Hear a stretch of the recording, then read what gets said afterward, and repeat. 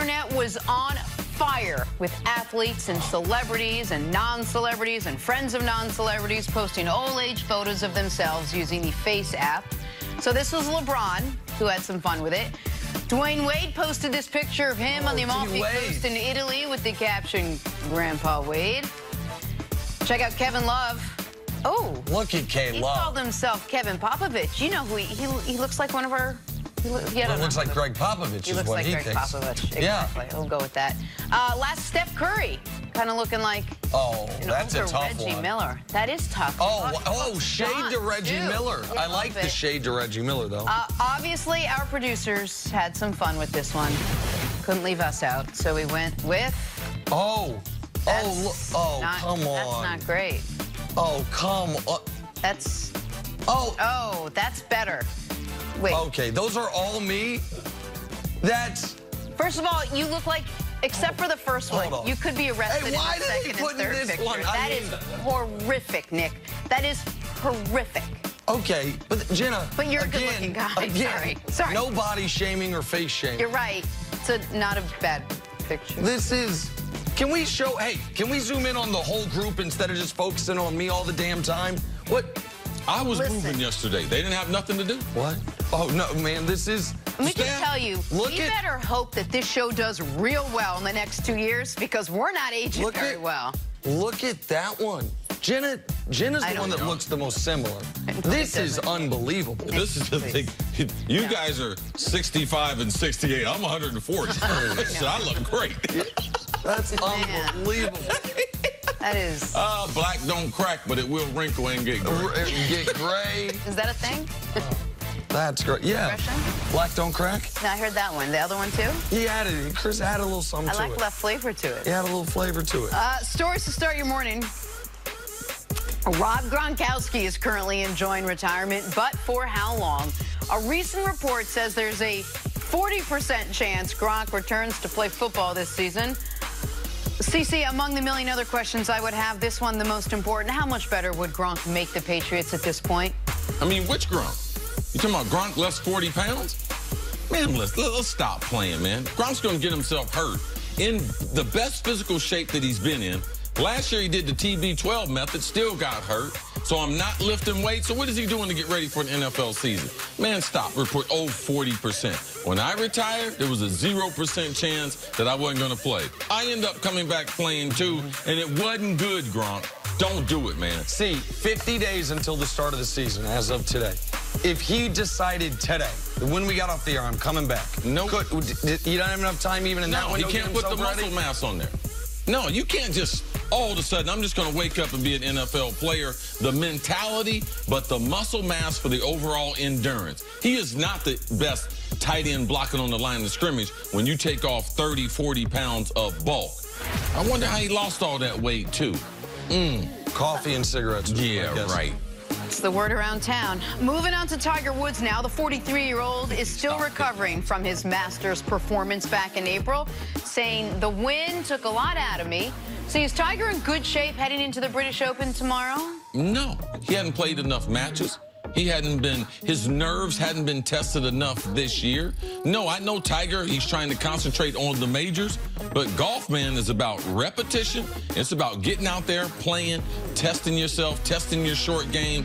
No, there's too many good players on tour now for Tiger to be successful with an abbreviated schedule. And I appreciate his honesty on this. We heard some of this after the U.S. Open saying, man, after the Masters, it wasn't just he was celebrating. He was out of what his regular regiment would have been because he was so happy and relieved he had won a major. Now, I obviously am hoping he can compete and play well tomorrow and Friday going into the weekend, but Tiger seems to have lowered the expectations for himself for this particular British Open. All right, moving on to basketball. Kyrie Irving had a messy breakup with the Boston Celtics, but his new Nets general manager, Sean Marks, isn't worried. Says Kyrie will have a clean slate in Brooklyn. Nick, how do you expect Kyrie to transition from Boston to Brooklyn? Well, listen, for Kyrie, there's an element of this is going to be your last shot. Now, not as if he'd be out of the league, but doesn't work in Cleveland. and maybe it's other people. Maybe it's nobody likes playing with LeBron. Doesn't work in Boston. Sure seems like it was Kyrie, but maybe Brad Stevens lost the handle of it. The young players were too immature. He picked Brooklyn. He and KD decided they wanted to come together. He picked the entire infrastructure, and that's a team that was on the ascent last year with D'Angelo Russell. If it doesn't work while they're waiting on KD to get back, all the fingers will be pointed at Kyrie. So it is on him to learn from his mistakes these last few years and be the same level player, but be a better locker room guy, a better basketball person than he had been. This is something that I have come to know. There's no such thing as a clean slate. Last year, Josh Gordon, when he went to New England, you think he had a clean slate when he started? No, people tell you that. That's why when you start dating people, that's why you don't tell them the truth at the beginning. You know the reason why? Ain't nobody getting ready to give you no clean slate. Oh, you know something? I used to do this, but now I don't do that no more. First time you do something a little shady, they gonna bring it up. Ain't no clean slate, but Kyrie Irving is going to get an opportunity. I don't think it's his last chance. We're still talking about Chris Paul playing in the league. Man, this is the league where he will find another spot. Someone else will think, oh, you know something? He can lead our team. But he's in the best spot that I think since, for Boston, him going back to the Nets was the best thing for him. So the dating advice is not to The dating advice to for give Chris it all Carter out. the last month has been exemplary. Just extraordinary. Good? That's Yes. good. Okay. That's Just real good. wonderful. Ending with the Houston Rockets. Now, there's no doubt that Russell Westbrook and James Harden will sell tickets. There is some doubt about how the two will share the ball. Head coach Mike D'Antoni isn't worried. He says the two stars will, quote, make it work, and that there will be tweaks but no major changes to the offense. Nick, how realistic is that? Can the Rockets contend without making any major style adjustments? Listen, this is the team that has pushed Golden State, the healthy Golden State, the furthest. In fact, the only team that's pushed a healthy Golden State the last few years is the Rockets with their style. Now, there will be a minor stylistic adjustment accounting for you have the best raw athlete this team's ever had, replacing a guy who was on the very downside athletically, and the worst shooting guard this team's ever put out there. So in that regard, when it comes to Russ, they will tweak the style. They will do, I would imagine, more spread pick and roll for him. He won't be spot-up shooting. But I do not believe that this style can't win a title. I think that's too results-oriented. We saw what the position they were in 2 years ago, the last time they were fully healthy on Golden State, and then even when they weren't healthy, up a dozen points in the second half of a Game 7, which if they win that game, they are enormous favorites over LeBron James and company, that ragtag group he had in Cleveland that year. So I do think the style can win a championship. Will it? Can these two coexist? Those are separate questions. I do think they can coexist. Are they the favorites in the West, like people in Houston think they are? I don't think that's the case. Next time we do this subject, I don't want to do the can the Rockets compete. I want to, because what you said as far as style, I like that. This style can win a championship. But can this style with that coach win a championship? Because for me, I get concerned. I listen to the mic'd up sessions with the Rockets, and every time I look for him to say something and to enlighten me about basketball, all he says is, we need to get a stop. We need to play with some pace. We need to get a stop. That's all the coach ever says. And I'm not surprised when they say, well, are you going to tweak the system? No, that's all he knows. He don't teach no other different basketball. They don't have an emphasis on the defensive side, and that's been one of the marks as far as his career. Why doesn't he have any variation to his offense? Any smart coach, at some point, you've been like, you know something? People have kind of figured this offense out in the playoffs. Why wouldn't I come up with a new wrinkle? To me, that's all part of coaching. That's all part of growing. So he's not going to change the system. A lot of the things that Chris Paul, you might not like Chris Paul, but what Chris Paul said is true. Their offense starts getting bogged down when one guy is constantly dribbling the basketball. That was one of the problems Chris Paul had. Now, yeah, I know we shipped Chris Paul off to OKC, but let's listen to some of the complaints he had. Those complaints were real. Don't you think, though, Mike D'Antoni has adjusted greatly from what they were running in Phoenix, 7 seconds or less, where you're running up and down the court, to a slow, most isolation-heavy offense we've ever seen? Well, because the three-point line changed things. Right. So the analytics changed things. But since he's been in Houston, What has he changed? Last year, he went more isolation. That was the only change that he's made. I'm just basing it on what I've seen. So you mean, okay, so you're not talking about D'Antoni's entire arc. You mean in Houston, what they've been running, they've just been doubling down on the same system. I understand what you're saying. I think bringing Russ in is going to force the adjustment. Yeah. I mean, and here's the, go ahead. It's not going to force the coach that says, I'm not going to adjust. He's going to put Russ into his system because he doesn't have any other system to put Russ into. Does that make sense? No, I understand, but they're not going to ask Russ to do the same things they're asking Chris Paul to do. If they do, it'll fail.